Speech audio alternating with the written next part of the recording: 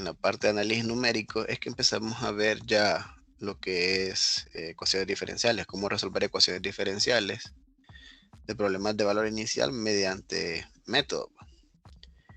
En un principio hay varios métodos, a todos resuelven ecuaciones diferenciales, y la única diferencia entre un método y otro es el grado de exactitud que tiene cada uno. Entonces, entre uno va viendo más métodos, va observando que tiene mayor grado de exactitud. Entonces, en sí lo que vamos a ver nosotros va a ser el método de Euler, que es el método más básico, que le da la deducción de este método, da las ideas principales de los otros métodos. Pero es un método que no tiene buena aproximación. Ya para ecuaciones diferenciales un poquito complejas, tendríamos que hacer un montón de iteraciones de este método para lograr buenas aproximaciones. En cambio, los métodos posteriores ya utilizan con menos iteraciones, se llegan a buenas aproximaciones. Entonces, en base vamos a ver lo que es el método de Euler como método base para entender cómo funcionan las ecuaciones iterativas. Después vamos a ver el método de Runge-Kutta, el de cuarto orden, para que miremos que es el que más se utiliza, es el más común para resolver ecuaciones diferenciales por su grado de precisión. Y después vamos a ver cómo se resuelven lo que son ecuaciones diferenciales por otro método que es el de diferencias finitas, que sirve para resolver ecuaciones de segundo orden, una ecuación lineal de segundo orden. Entonces son los tres métodos que vamos a ver: Euler, Runge-Kutta de orden 4 y el método de diferencias finitas. Porque los ocupan siempre para clases posteriores aún ya en facultad. Bien, en resumen, ¿qué vamos a saber? ¿Qué es lo que necesitamos saber? La idea central de la teoría preliminar de problemas de valor inicial, o PVI, es que nosotros tenemos que garantizar de que nuestra ecuación diferencial tenga solución única. Eso significa que nuestra ecuación diferencial tiene que estar bien planteada para que nuestro método numérico que le vamos a aplicar a esa ecuación diferencial nos devuelva las aproximaciones correctas.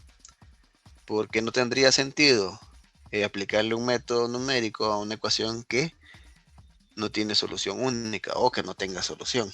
Entonces, en eso se basa la teoría preliminar: garantizar de que nuestra ecuación diferencial tenga solución única, y así nos permite garantizar que nuestro método va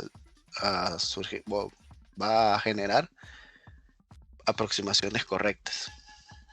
Entonces, ¿qué necesitamos de la teoría preliminar? Nosotros necesitamos saber estas definiciones.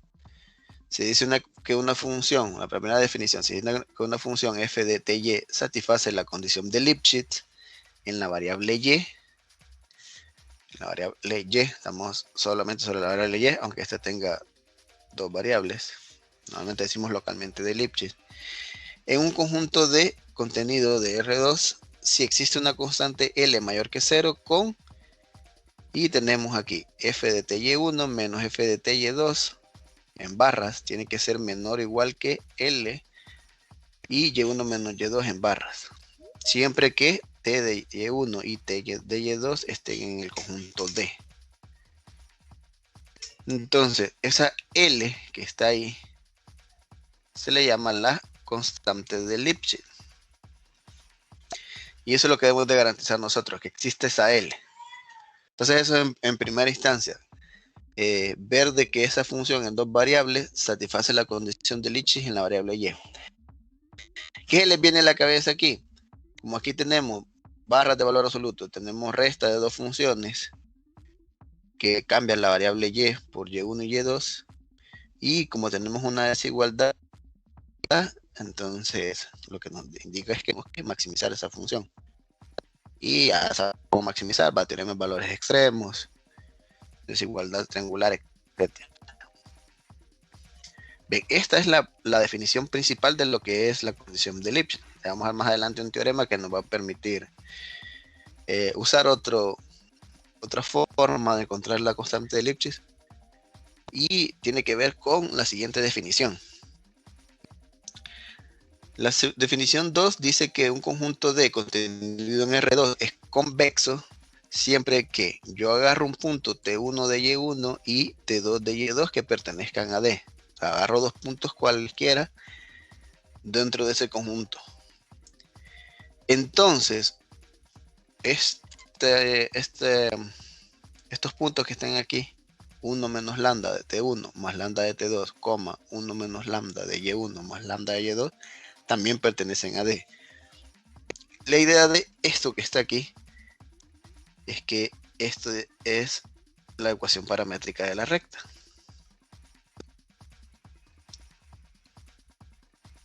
Es una forma de escribir paramétricamente la recta. Y de la recta que va a ¿quién? Que parte de T1 Y1 a T2 Y2. Entonces está diciendo que tengo una recta que va de T1 Y1 y T2 de Y2, y esa recta también tiene que pertenecer a D para cada lambda que está entre 0 y 1. Si se fijan aquí, cuando lambda vale 0, aquí se da cuenta uno, cuando lambda vale 0, este sería, y este sería, y les quedaría T1. Y aquí lo mismo. Aquí queda 1 por T1 y 1 por Y1. Entonces T1, Y1, que es este primer punto, el punto inicial. Y cuando lambda vale 1, sucede lo contrario. Porque cuando lambda vale 1, ¿qué significa? Que aquí nos quedaría 1 menos 1, 0. Entonces sería este T1. Y solo quedaría 1 por T2, que sería T2. Y este sería. Y este sería 1. Entonces queda T2, Y2. Y todos los valores de lambda que están entre 0 y 1 sin incluir, generan esa recta. Nosotros no es que nos vamos a poner a probar si un conjunto es convexo o no. La idea va a ser sobre nuestra ecuación diferencial, sobre nuestro problema de valor inicial que vamos a trabajar. Ya van a darse cuenta de que es convexo. Entonces, geométricamente, ¿qué está diciendo? Yo tengo dos puntos T1 y T2, Y2 y tengo esa recta aquí. Entonces, si esa recta está dentro del conjunto, ese conjunto es convexo. No importa cuáles puntos agarre. Siempre va a estar dentro. Fijo. No importa cómo trace. Siempre la recta va a estar dentro. Bien, entonces, conjuntos convexos que conocemos de geometría básica, el círculo, el cuadrado, cualquier paralelogramo, etcétera, los triángulos. Pero ya cuando tenemos formas así como esta, o estrellas, por ejemplo, o así picos, ya esos conjuntos son no convexos. ¿Por qué? Si se fijan aquí, en esta segunda figura, tengo el punto T1, Y1 y el punto T2, Y2. Al tirar la recta, hay partes que están dentro y hay partes que están fuera. Entonces se dice que ese conjunto es no convexo. Bien, entonces, al tener eso, al saber de que un conjunto es convexo, existe lo que es el siguiente teorema, que nos va a permitir calcular la constante de Lipschitz mediante lo que es una derivada parcial. Entonces este teorema dice que, supongamos que f de ty se define sobre un conjunto convexo D, contenido en R2. Ya está hablando aquí de que el conjunto es convexo. Entonces, si existe una constante L mayor que 0, con la propiedad de que el valor absoluto de la derivada parcial de f con respecto a y, de esa función, de esa f de y con respecto a y, es menor o igual que L. Entonces f satisface la condición de Lipschitz en ese conjunto D, en la variable y, con la constante L de Lipschitz. O sea que esta es la constante de Lipschitz. Entonces, igual que la definición, lo que buscamos nosotros es la constante de Lipschitz. ¿Qué ventajas tiene el teorema con respecto a la definición? Que aquí prácticamente hay que ser bien rigurosos en el álgebra para poder encontrar y separar ese y1 menos y2. Entonces, de alguna manera tengo que separar ese y1 menos y2 y la otra expresión maximizarla para encontrar esa L. Y en cambio el teorema solo es que tengo que derivar la función con respecto a y maximizar esa función y ver esa constante de ahí. Entonces, no depende de y1 menos y2. Entonces con derivar y maximizar ya sé, si existe máximo obviamente, con respecto a t y con respecto a y, entonces ese máximo va a ser la constante de Lipschitz. Bien, pero este teorema solo funciona cuando el conjunto es convexo. Si nuestro conjunto es no convexo, entonces por fuerza hay que irse a la definición. Ahora, ¿qué va a pasar con nosotros? Nosotros nos vamos a enfocar el problema de valor inicial. Dice aquí que supongamos que D es igual a todos los porque T es y Y está entre menos infinito e infinito. Esto va a ser un poquito más pequeño aquí. ¿Cuál es la idea de eso? Sin perder la generalidad, yo puedo asumir de que tenemos que T está en el eje horizontal positivo, o aquí, en la parte positiva. Entonces yo tengo A y B aquí. Lo mismo surgiría si A y B son negativos, o si uno es positivo y el otro es negativo. Entonces dice que esa T se mueve entre A y B, pero el Y se mueve de menos infinito a infinito. Entonces, ¿qué implica eso? Que yo tengo aquí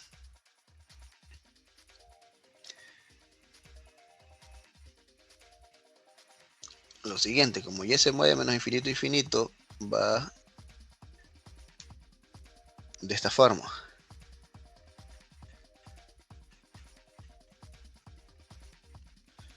Entonces, si se fijan, yo lo que tengo es una especie de rectángulo infinito ahí. Tiene anchura B menos A, pero tiene como largo de menos infinito a infinito. Entonces tengo un rectángulo infinito. Este conjunto D, así como está definido, es convexo, porque yo agarro dos puntos cualesquiera y no importa cómo se trace la recta, siempre va a estar ¿qué? Siempre va a estar dentro de esa recta. Entonces el conjunto D es convexo. Entonces, al tener que este conjunto D es convexo, inmediatamente nos viene a la cabeza que puedo usar o tanto la definición o el teorema para encontrar la constante de Lipschitz. Ahora, ya que miramos y analizamos que este conjunto D es convexo, vamos a analizar si f es continua, si esa función f de ty es continua y satisface la condición de Lipschitz en la variable y sobre el conjunto D. Entonces, habla aquí de que nuestra función tiene que ser continua y que debe satisfacer la condición de Lipschitz en la variable y sobre ese conjunto. Y como el conjunto D es convexo, puedo usar el teorema. Entonces, el problema de valor inicial, nuestro problema de valor inicial, que nos vamos a enfocar prácticamente en este problema.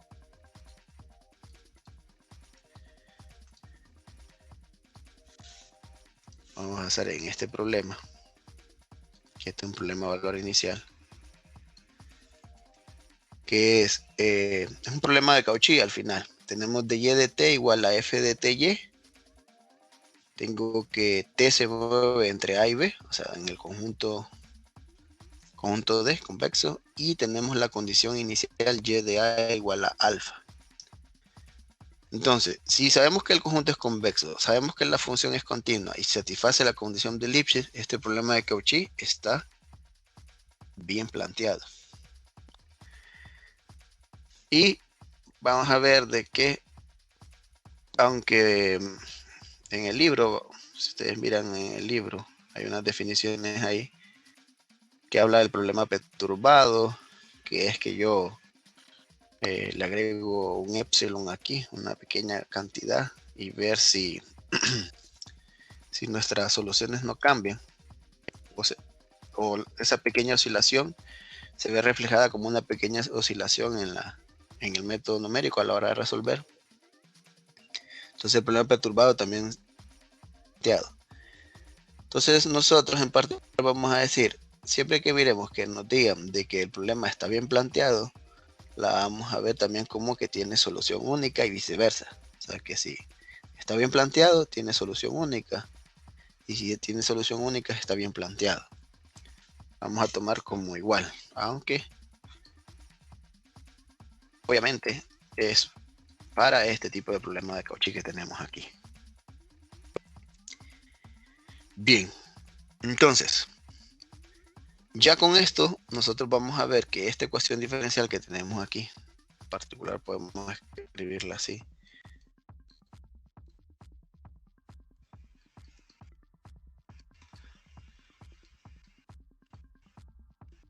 Este problema y' igual a f de ty con t entre a y b tiene solución única. Entonces, como nos vamos a basar en este tipo de ecuaciones diferenciales, nosotros nos interesa que tenga solución única o que esté bien planteado para poder aplicarle el método numérico y garantizar de que nuestro método va a tirar buenas aproximaciones, va a generar nuestras buenas aproximaciones.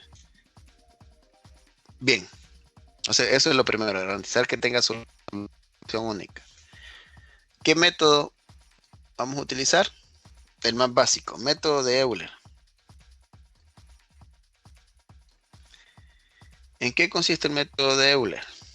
Pues como les dije en el video que les proporcioné en el enlace de esta reunión, ahí habla de toda la deducción, habla cómo se utiliza el teorema de Taylor para generar esta ecuación interactiva, y entonces lo pueden ver ahí.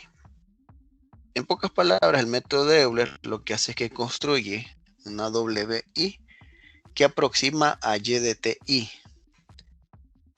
para cada i que va de 1 a n mayúscula, y la ecuación interactiva para resolver es W0 igual a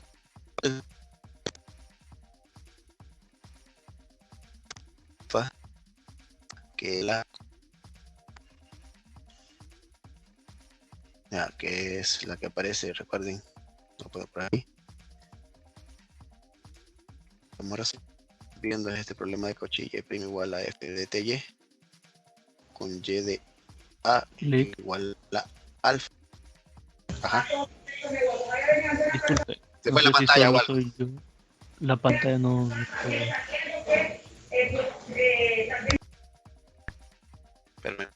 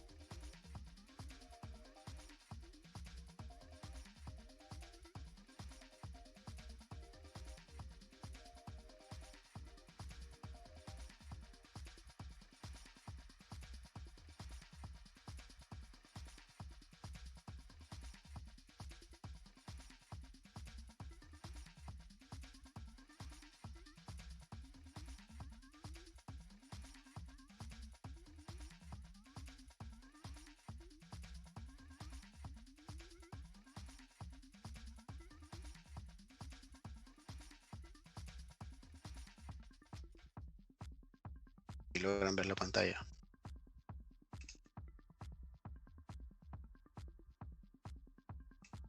Aún no, Lee.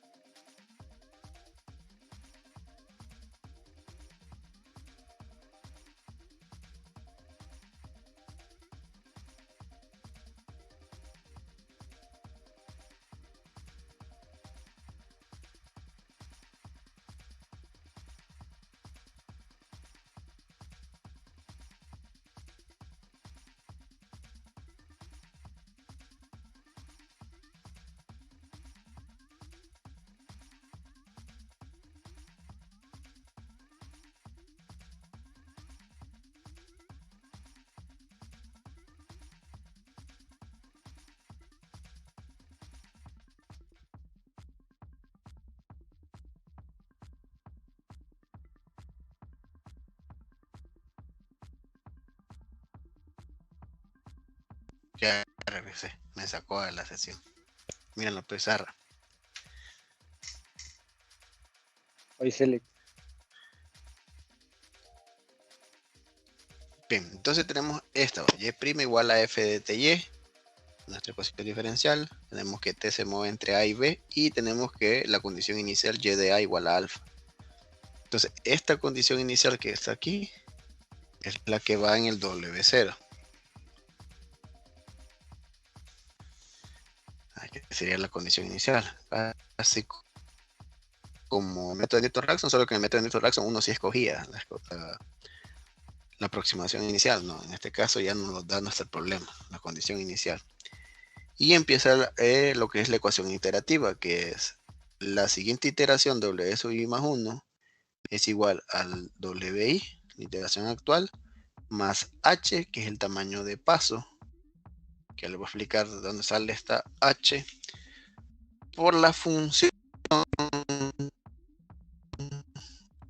evaluada en TI y W.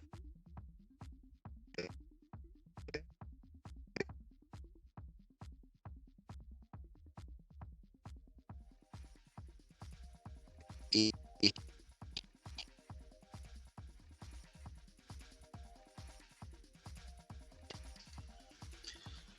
o malla. ¿A qué me refiero con los puntos de red o malla? Nosotros vamos a trabajar en un intervalo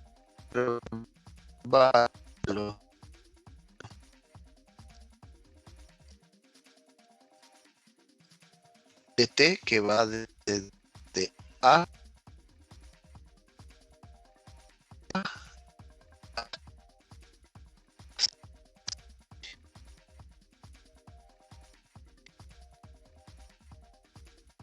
entonces nosotros y el último nosotros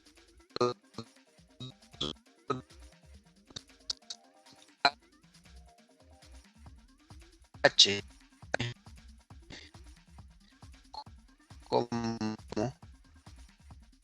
B entre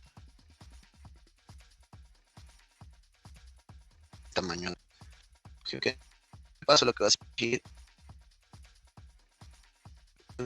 calculando el tiempo 1, que sería tiempo 3, y vamos a seguir hasta que llegamos al tiempo n-1 y el tiempo n. Entonces, si se fijan, este t sub 0 es a, y todos los t sub i que van a aparecer después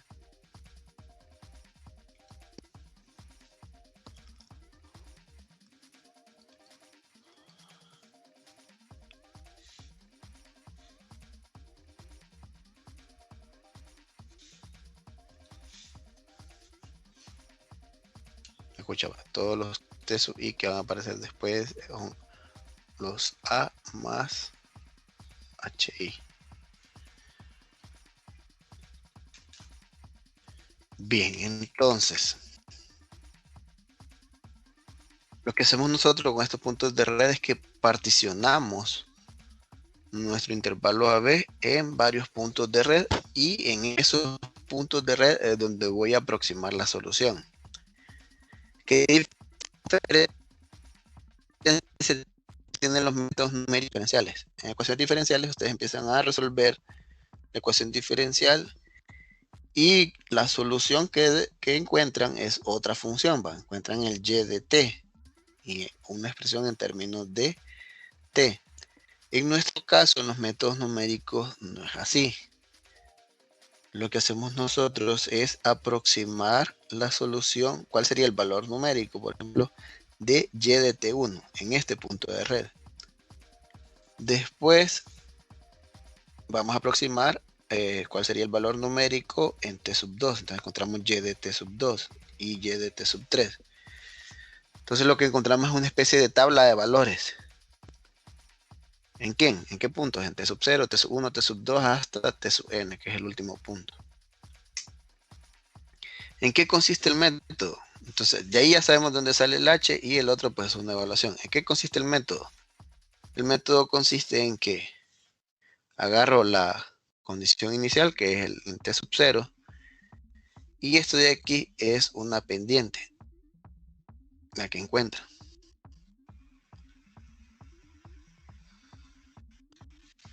Y aproxima y de t1. Luego agarramos ese t1 y encontramos por esta ecuación iterativa la pendiente y encuentra una aproximación de y de t2. Y así va. Y de t3. Puede ser que pase por aquí y de t4. En general. ¿Cuál es la situación? Que la idea es que entre el tamaño del paso sea más pequeño hasta el punto donde aguante la aritmética finita que tienen las computadoras. Entre ese h más pequeño, entonces estas rectas que se miran aquí van a ir aproximando mejor la curva de la solución exacta. Entonces esa es la idea central ahí. Bien, entonces vamos a ver cómo aplicamos todo esto de aquí, cómo aplicamos lo que es la teoría preliminar y cómo aplicamos el método de Euler a un problema en específico. Entonces vamos al ejercicio. Cualquier duda me preguntan ahí el proceso. Tengo el ejercicio. Tengo el problema de valor inicial, y' igual a y cuadrada sobre 1 más t. Me dan la condición inicial que y de 1 es igual a menos 1 entre el logaritmo de 2. Sí, dígame. No sé si solo soy yo, pero no puedo ver la pantalla. La pantalla. Permítame entonces. Yo tampoco, licenciado. Sí, que déjame desconectar el Teams. ¿Y ahora?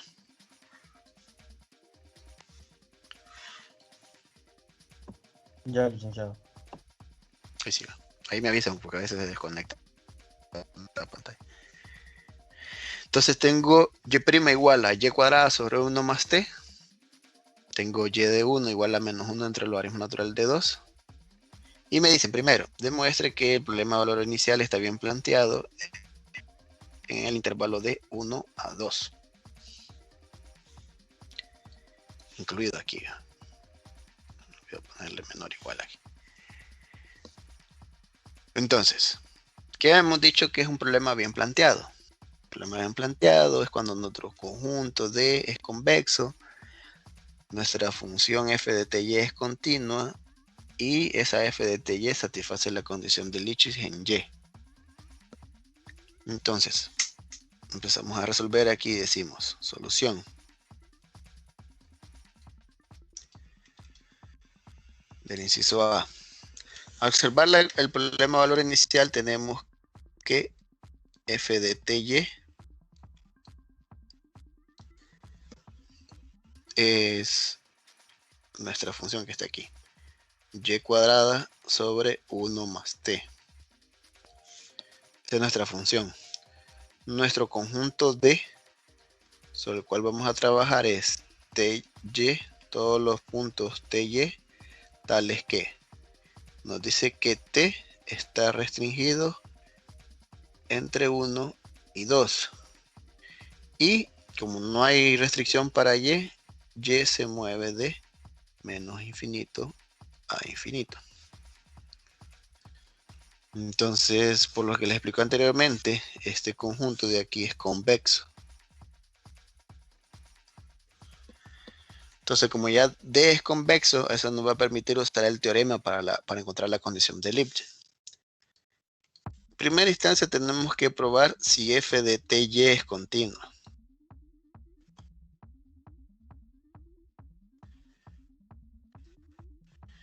Normalmente, la continuidad aquí se va por inspección. Ya no es que nos vamos a poner a calcular por límites y todo eso, sino que por inspección. ¿A qué me refiero por inspección? Si se fijan, tengo y cuadrada sobre 1 más t. Y cuadrada es un polinomio y el polinomio es continuo. Y tenemos que y se mueve de menos infinito a infinito. Entonces, como es una parábola, es continua. Y tengo en el denominador 1 más t. Bien, entonces este 1 más t, que es otro polinomio, es continuo en este intervalo. T se mueve entre 1 y 2. Sí tiene una restricción, por estar en el denominador, la restricción es que t no puede ser menos 1, pero como menos 1 no está dentro de este intervalo de 1 a 2, entonces 1 más t es continuo en este intervalo. Y por propiedades, como tengo una función continua entre otra función continua, entonces al final f de ty es continua también. Entonces, eso normalmente es, como les digo, por inspección se va.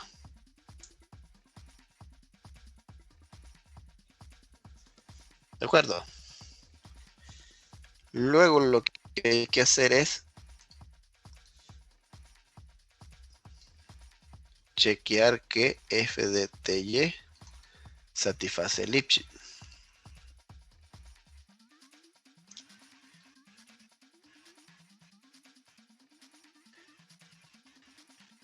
En y. Entonces, recuerden que hay dos vías. Una es por definición, ya que ese por definición funciona para cualquier conjunto, puede ser convexo o no convexo. Y está la otra forma que es por teorema, que el teorema es en base solo a conjuntos convexos. Entonces lo vamos a hacer por teorema, ya, dado que nuestro conjunto es convexo, entonces por teorema lo hacemos. Bien, ¿qué decía el teorema? Por teorema nos indica que lo que hay que probar es que la derivada parcial de f de ty con respecto a y en valor absoluto es menor o igual que y, perdón, menor o igual que L para todo ty que pertenece al conjunto. Entonces, ¿qué vamos a hacer? Pues, ya aquí la idea es que vamos a encontrar esto y vamos a maximizar para encontrar la L. Entonces, la derivada parcial de f de ty con respecto a y, ¿a qué es igual?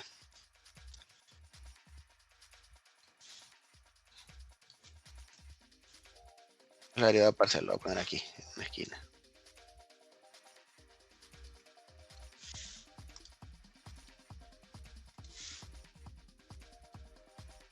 ¿Cuál es la derivada parcial de esta función con respecto a y?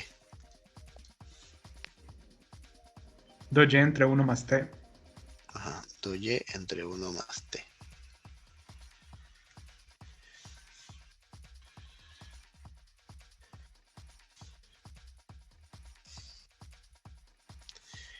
Bien, aquí ya va a haber una situación que se va a presentar con este ejercicio.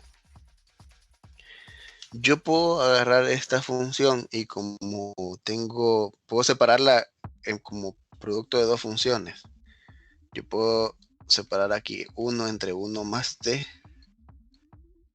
y puedo separar aquí con 2y. Es decir, la idea es que tenga una función que dependa de, voy a ponerla así en orden, una función que dependa de t. Voy a poner f para no confundirla con esta. Una función g que dependa de t por otra función h que dependa de y. Así se puede hacer esto, entonces lo puedo separar en dos. Entonces, ¿qué habría que hacer?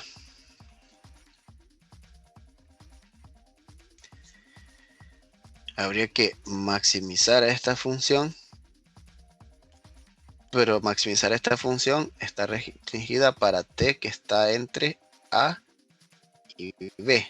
En nuestro caso, como es 1 entre 1 más t, t está entre 1 y 2.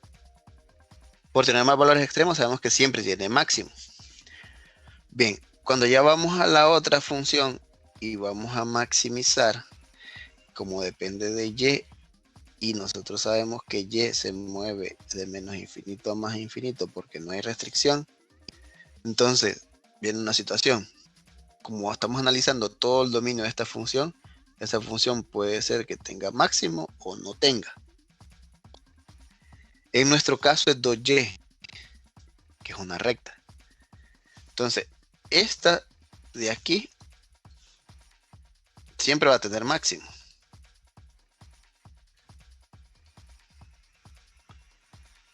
Porque el teorema de valores extremos garantiza eso, porque está acotada.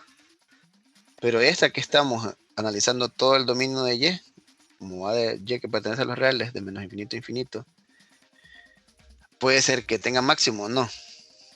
Entonces, si tiene máximo, pues solo encontramos el máximo de esta función, el máximo de esta, multiplicamos esos dos valores y esa sería la constante de Lipschitz. Pero si no tiene máximo,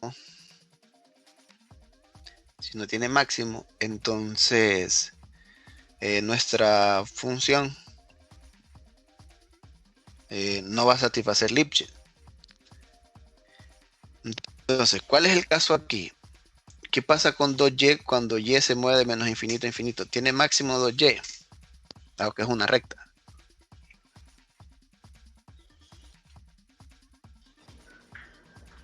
No, no tiene. No tiene máximo.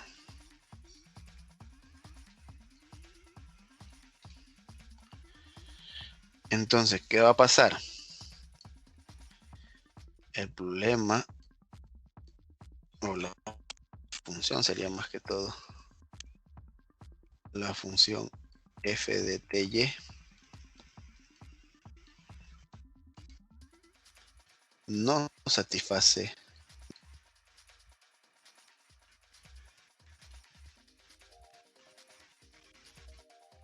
Lipschitz. Que no satisfaga Lipschitz no implica que el problema no tenga solución única. ¿De acuerdo? O sea que si satisface Lipschitz, el problema tiene solución única. Pero si no satisface Lipschitz, puede ser que el problema no tenga solución única o sí tenga solución única. Entonces no podemos garantizar eso. Bien, ¿estamos claros aquí cuál es la idea? Bueno, la idea es separar y encontrar los máximos. Si los dos tienen máximo, entonces hago la multiplicación de esos dos máximos y esa sería la constante de Lipschitz. Como este no es el caso, dado que este no tiene máximo, ¿qué podemos hacer? Entonces, una alternativa sería probar por un método analítico.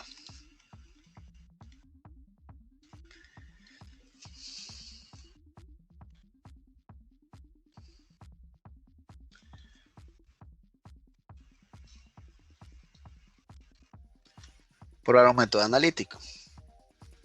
Como nuestra ecuación diferencial es de y de t igual a f de ty, que es esta, y cuadrada sobre 1 más t.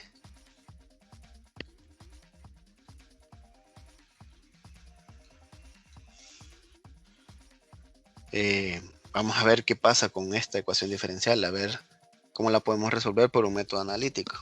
Entonces, si se fijan, es de variables separables. Entonces, tendremos de y sobre y cuadrada igual a dt sobre 1 más t. Integro ambos lados.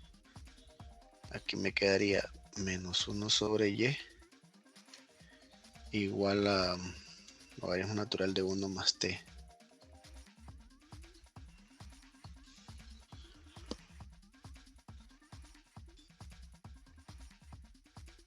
De acuerdo, y al final tendríamos y igual a, bueno, menos y haciendo el recíproco aquí.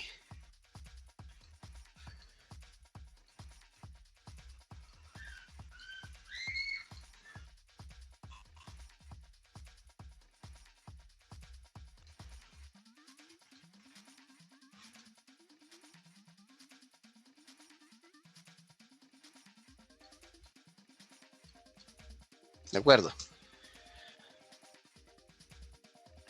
Entonces sí tiene solución. Ahora vamos a ver, aplicando la condición inicial.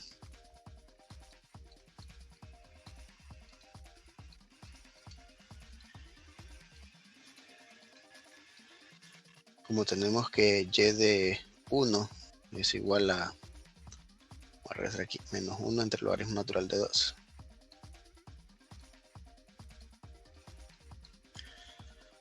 Para encontrar la constante, quiero saber esta constante de aquí. Y de 1 sería menos 1 entre logaritmo natural de 2 más c es igual a menos 1 sobre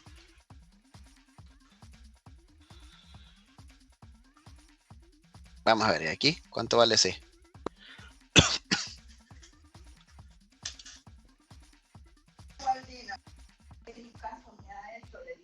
¿Cuánto vale c? 0. 0. Entonces, por tanto, y de t es igual a menos 1 entre logaritmo natural de 1 más t. Ya, para t que está entre 1 y 2. ¿Qué significa esto? Como pude resolverlo por un método analítico y pude encontrar esta y de t aplicando variables separables y aplicando en la condición inicial, se observan en una sola función. Entonces, ¿qué significa? Que hay solución única. Bien, entonces esa tenemos como alternativa, probar el método analítico. Puede ser de variables separables, puede ser exacta, puede ser que lineal, etcétera. Entonces así ya garantizo yo, si puedo resolverlo por un método analítico y miro la función, entonces esa sería la solución única. Entonces, lástima que no tenía máximo la función, pero miren la alternativa. Entonces lo importante aquí es analizar el caso cuando sí tienen máximo los dos. Entonces ya saben cómo se maximiza una función por valores extremos. Y esta de aquí, como esta función h de y para encontrar el máximo va de y de menos infinito a infinito, habría que analizar por criterio de la primera derivada, ver si tiene rectas tangentes horizontales y ver qué pasa cuando tiende al menos infinito y cuando tiende al más infinito. Porque puede ser que tengamos una función así, por ejemplo. Entonces esta función tiene máximo, sería en este punto. Y en menos infinito y en más infinito se fijan que va a 0. Pero puede darse el caso que yo tenga algo así. Que sí tenga rectas tangentes horizontales, pero en el más infinito se va para arriba. Se va para más infinito, entonces no tiene máximo. Entonces, habría que hacer, buscar máximos absolutos. Lo de cálculo 1. Bien, entonces ya que garantizamos que tiene solución única, vamos al inciso B, que es aplicar el método de Euler.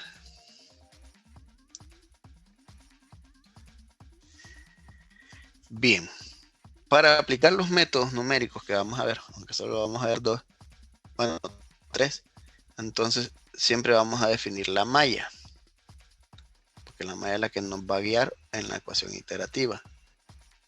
En nuestro caso, así mejor, en nuestro caso va de 1 a 2, nuestro problema, observen aquí, va de 1 a 2, no estamos trabajando. Dice el inciso B que aplique el método de Euler para aproximar la solución en el intervalo con h igual a 0.2. Ya me dan el h. Entonces, como me dicen que el h es 0.2, lo único que tengo que hacer es ir partiendo en 0.2. Entonces, el siguiente nodo sería 1.2. El siguiente nodo sería 1.4. El siguiente nodo 1.6, el siguiente nodo 1.8 y pasamos al siguiente nodo que es 2. La idea normalmente cuando se da el h, es que esa partición, ese tamaño de paso, lleguemos al nodo final. Ya, o sea que lleguemos con una partición exacta. Entonces, el 1 va a ser el tiempo 0. Y ahí va T1, T2, T3, T4 y T5. O sea que el N mayúscula es 5. Eso es lo primero que se hace. Ese es generar la malla. para encontrar esos puntos de red. Luego, el siguiente paso es encontrar la ecuación iterativa, en este caso de Euler.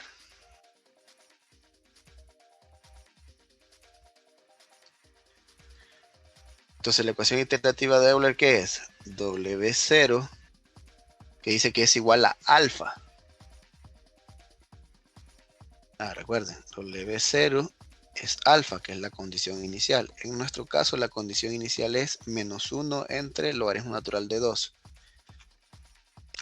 Entonces, vamos a usar 4 cifras decimales. -1 entre logaritmo natural de 2. Pueden ser 5, pueden ser 6, no importa. Entonces, esto es -1.4427.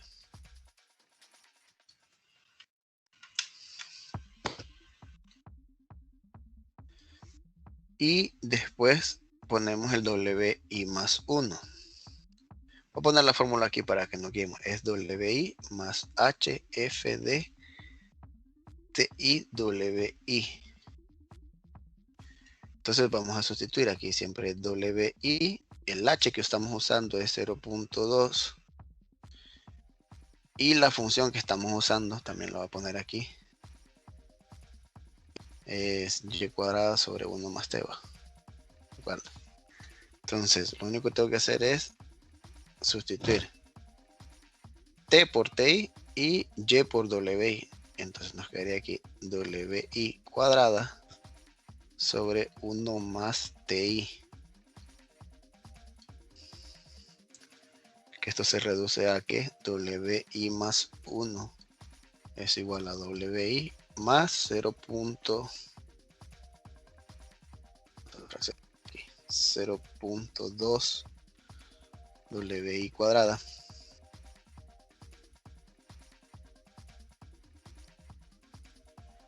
sobre 1 más ti. Ahora analicemos algo aquí. Está ahí en esta situación de aquí, vamos a ver acá. Y siempre se mueve de 0 hasta n-1. Entonces en nuestro caso se movería desde 0 hasta n-1, como aquí está el n, hasta 4. De 0 a 4. Entonces esto me indica que tengo que hacer 5 iteraciones.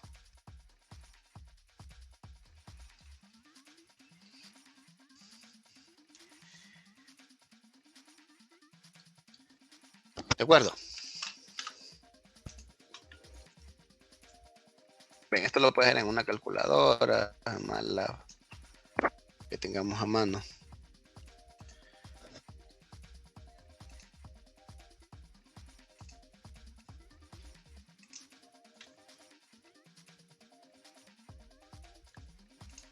Entonces, ¿qué normalmente se hace aquí? Se guarda esto como función. Entonces, imagínense que voy a guardar eso como una función. Y voy a usar t y w. Entonces, esta es mi función f de tw que voy a usar. Y la función dice que es w más, y sería 0.2 por w cuadrada, sería w cuadrada aquí, entre 1 más t. Sí.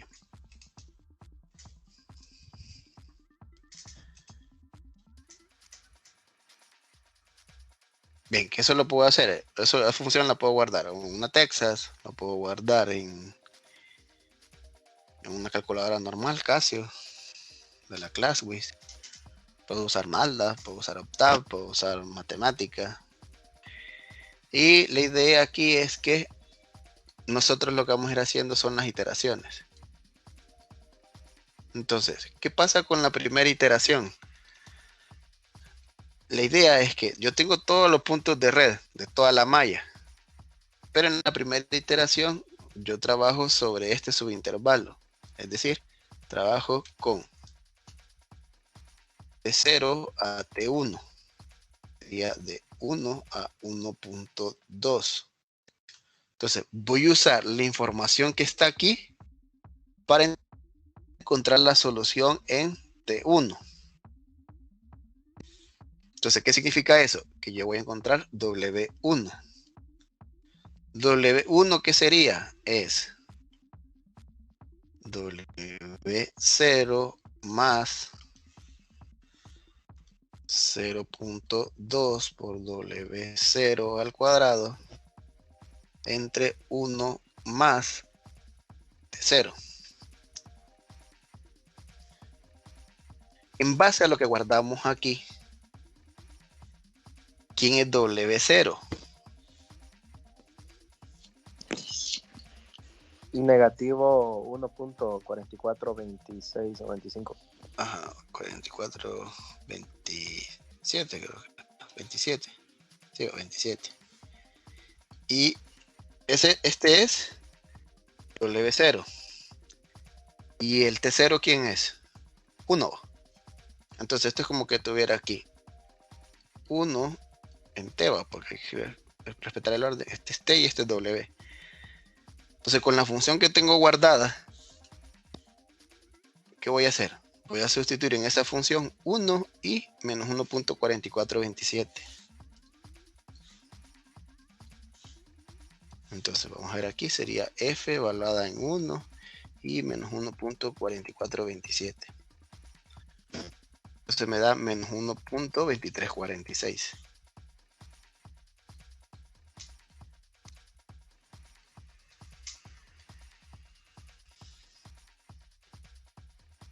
¿De acuerdo? O sea que esto que está aquí, que igual lo puedo hacer con una calculadora normal, no es más que agarrar la función que he guardado y evaluarla aquí. Y ya me da el resultado, menos 1.2346. ¿Qué es este resultado de aquí? Recuerden, estoy usando esta información de aquí, de 0 en 1 y la condición inicial también, para encontrar la solución en T1. Entonces, ¿qué es ese W1 de ahí? Ese W1 no es más que la aproximación de Y de T1. O sea que Y de 1.2 es aproximadamente menos 1.2346. Eso es lo que acabamos de encontrar. ¿Cómo sería la segunda iteración? Pues la misma idea. Ahora lo que vamos a hacer, ¿qué es? Voy a trabajar en este subintervalo, que sería de 1.2 a 1.4, donde este es T1 y este es T2. Entonces sería W2, aquí es igual a W1 más 0.2 de W1 al cuadrado entre 1 más T1. Pero eso con respecto a la función es f evaluada en qué. Vamos a ver qué representa esto en la función que tenemos guardada. ¿F de qué? Te recuerden que hay que respetar el orden. T y W. ¿Quién sería T? 1.2. Ajá, 1.2. ¿Y el W? Negativo 1.2346. Ajá, negativo 1.2346. Que es la solución que encontré anteriormente. Entonces, sería agarrar la función, evaluarla en 1.2 y menos 1.2346. De cuidado ahí a la hora de evaluar. Y eso me da menos 1.0960. Menos 1.0960. ¿Y esto es Y de qué? Ese W2 que es menos 1.0960 es Y de ¿qué punto de referir? 1.4, correcto. Y esa aproximación sería aquí.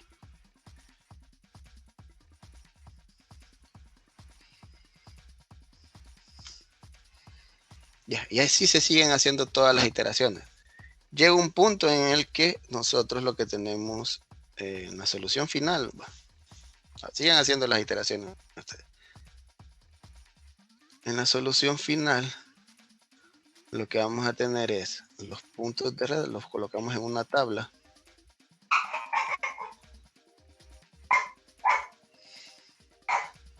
Que serían los T, y aquí los W, que serían las aproximaciones. O sea, los TI, lo pueden decir, los TI y los WI. Los TI, ¿cuáles son? 1, 1.2, 1.4, todos los puntos de red que están en la malla. Siempre aquí, en el primer punto, va a ir la condición inicial, que es menos 1.4427. Ese sería la condición inicial. Y después va primera iteración, que es menos 1.2346. Y en 1.4, que es menos 1.0960.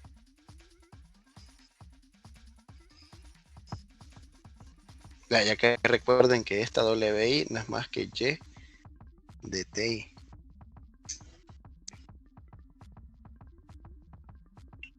Entonces faltarían ¿cuántas iteraciones? Faltarían 3 iteraciones. Entonces las pueden encontrar ustedes. Y ya tendríamos la solución.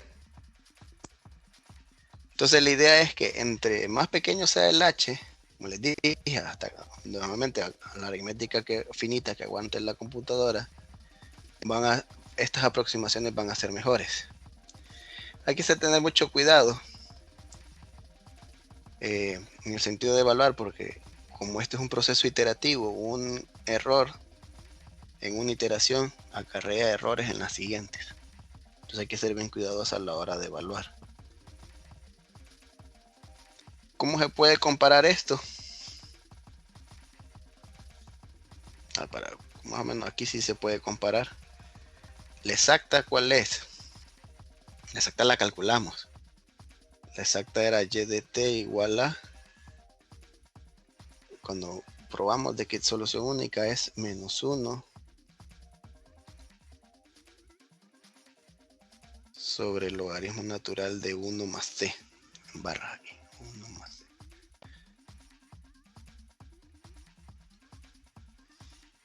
Entonces, ¿qué me permite calcular esto? ¿Cuánto vale en 1? ¿Cuánto vale en 1.2? 1.4, la exacta va. Y si tengo la exacta, ¿qué más puedo calcular? Puedo calcular el error, que sería el y de t menos el w va. El y de ti de la exacta menos el wi. Y así puedo ver que cómo se comportan los errores de nuestro método con respecto a la solución exacta. Bien, ¿alguna duda?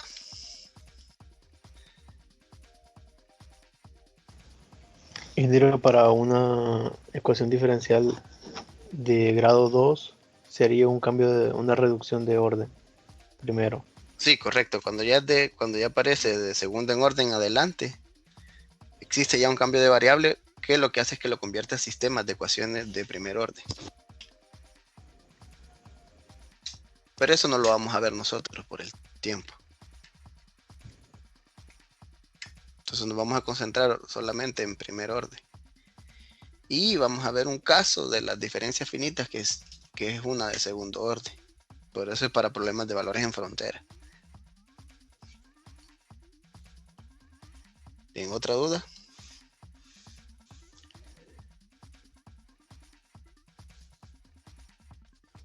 Ninguna.